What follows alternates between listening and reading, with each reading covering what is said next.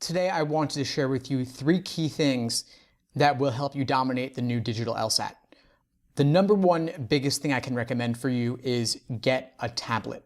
Get a tablet you can practice on because the digital LSAT will be on a tablet. It won't be on a computer. It won't be on paper and pencil. It's important to practice how it's going to be on game day.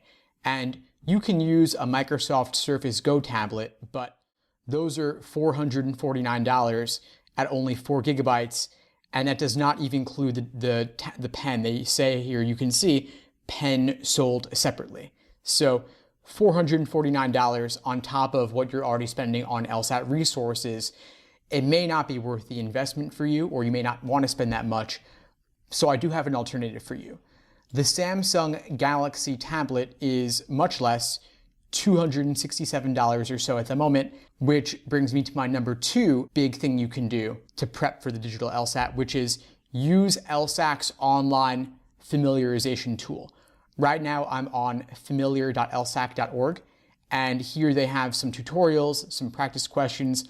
Hopefully they'll be coming up with much more in the near future on here to help you practice digital LSATs in the new digital LSAT tablet format.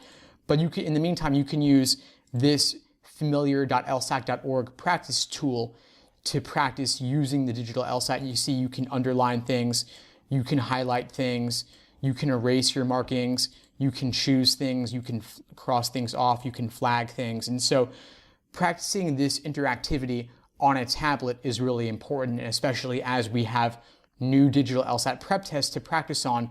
Doing them on the tablet is going to be key.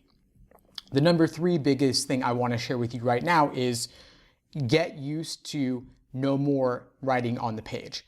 Although you'll have a stylus, you'll have the ability to draw on the screen with LSAC's stylus, it's not really going to be drawing. It's more like you click on the screen and then you underline certain things. You underline maybe the stimulus, an answer choice, the question stem, whatever you want to do. Maybe you want to highlight it, that's fine. But you can't draw. As you can see, I'm trying to draw in the bottom left here, and it's doing absolutely nothing at all. That is not a feature of the digital LSAT, and so if you're used to writing on the page, you'd better change your approach, because starting with the digital LSAT in July and then September, you're not going to be able to do that. So this is the opposite. It's kind of funny. It's the opposite of what I previously would have recommended, where you want to do your work next to the question or organize it cleanly in some way. Now you're going to have to do all that on separate scrap paper, no more writing on the questions text itself. So better to get used to it sooner rather than later. Another thing you'll want to get used to, as you might notice right here, is that countdown clock in the upper right.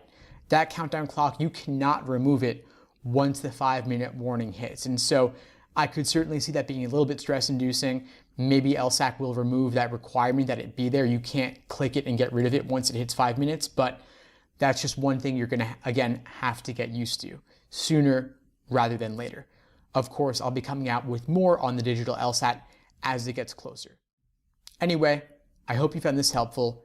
Please feel free to reach out if you have any questions at all. I'm happy to help however I can. In the meantime, I wish you all the best and take care.